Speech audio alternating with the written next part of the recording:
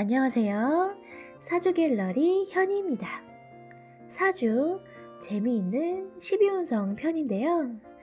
이 12운성은 간지의 세기를 파악하는 데 쓰이는 용법쯤으로 이해를 하시면 돼요. 생명의 변화 과정을 12단계로 나누어서 나타낸 것을 말하는데요. 흔히 생로병사를 떠올리시면 이해가 가장 빠릅니다. 장생, 목욕, 관대, 걸록, 제왕, 쇠, 병지, 사지, 묘지, 절지, 태지, 양지 이렇게 12단계인데요. 여러분의 사주에는 어떤 게 있으신가요?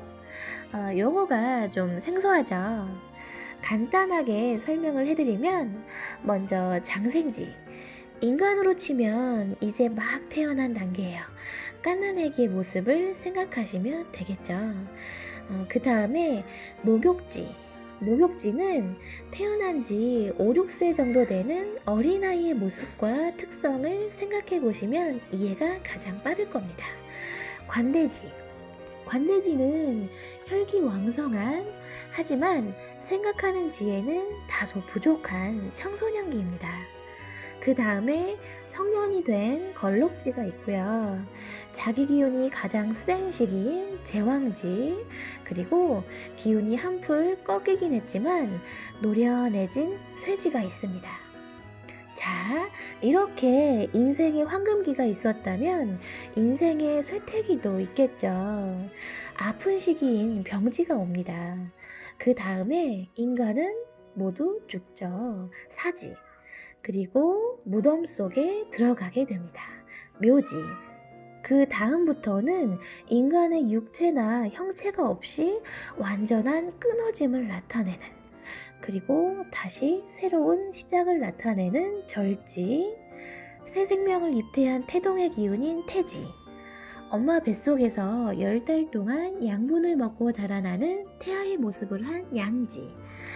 그 다음에 드디어 세상에 태어나서 울음을 터뜨리는 장생지. 이렇게 계속 돌고 돌아요. 계속해서 돌고 돌기 때문에 시작은 장생지부터 공부를 하셔도 되고요.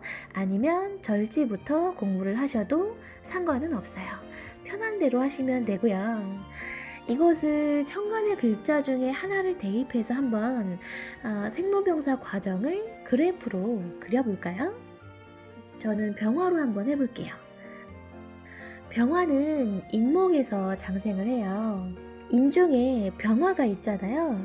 이 병화의 기운이 인목에서 굉장히 폭발적으로 상승하는 때입니다. 그래서 항상 장생하면 그래프 곡선이 가파르게 치고 올라가는 강한 상승세의 기운이다. 이렇게 생각을 하시면 되고요.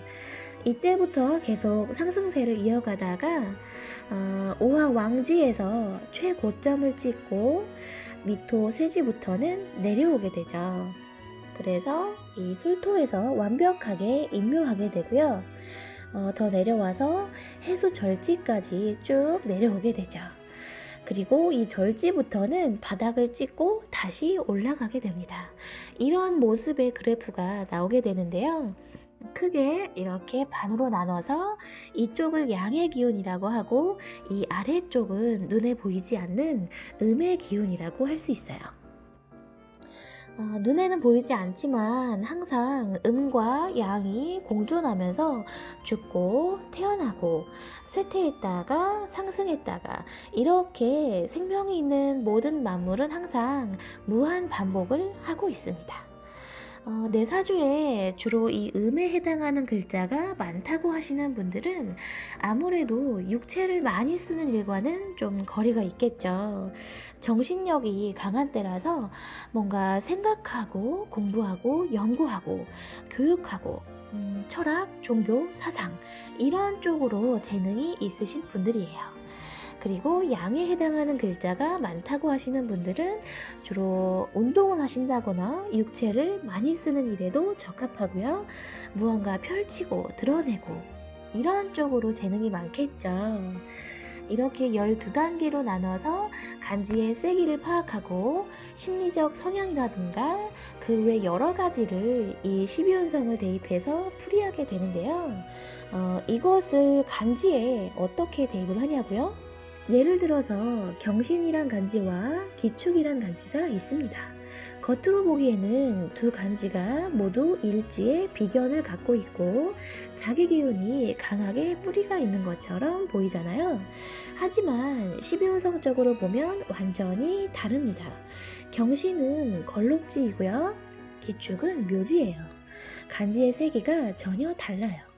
경신 걸록지는 자기 기운이 제일 왕할 때이고요. 이 기축의 기토는 축토에서 묘지에 해당하죠. 자기 기운이 아주 약한 때예요. 강하다고 좋고 약하다고 해서 나쁜 것은 아니지만요. 사주의 해석이 달라지겠죠. 병자일주를 예로 들어보면 이제 막 입퇴한 태지의 약하디 약한 병화입니다. 그리고 이와 비슷한 이모일주, 이 이모일주도 역시 태지를 갖고 있는데요. 두 간지가 서로 만나면 무슨 일이 생길까요? 서로의 근이 되어주죠. 병화는 오화의 제왕이고 임수는 자수의 제왕지가 됩니다. 서로에게 이렇게 근이 되어주는 그런 관계가 됩니다. 또 한 가지를 예로 들어보면 경신일주와 신축일주의 이 사이가 어때 보이나요? 서로 겁재예요. 그런데 경신이 언뜻 보기에는 위아래로 강력한 금기운이 간여지동으로 뿌리가 강하게 있으니까 굉장히 세 보이는데 만약에 이 경신하고 신축하고 둘이 붙으면 누가 이길까요? 이 신축에게는 무기가 있죠. 이 축토는 경금을 임묘를 시킵니다. 이 경금이 축토에서 묘지에 해당해요. 나는 신축양, 양지에 무럭무럭 자라나는 보호를 받으면서 무럭무럭 자라나는 그런 존재이고 이 경금은 축토 임묘지로 들어가게 되니까 겁재는 절대로 나를 이기지 못하는 거죠. 경쟁자를 제치고 항상 1등을 하거나 경쟁성이 뛰어난 굉장히 잘 나가는 분일 그런 가능성이 있어요. 참 재미있죠. 이렇게 내 사주팔자에 나와 있는 간지를 보고 12운성적으로 어디에 해당하는지 그 특성을 잘 이해를 하시면 나의 성향이라든가 심리를 한층 더 깊이 있게 이해할 수 있는 계기가 되니까요. 여러분도 음양오행 먼저 공부를 하시고 그 다음에 10성 공부하시고 12운성도 한번 공부를 해보세요. 굉장히 재미있습니다. 지금까지 시청해주셔서 감사하고요. 오늘 하루도 수고하셨습니다.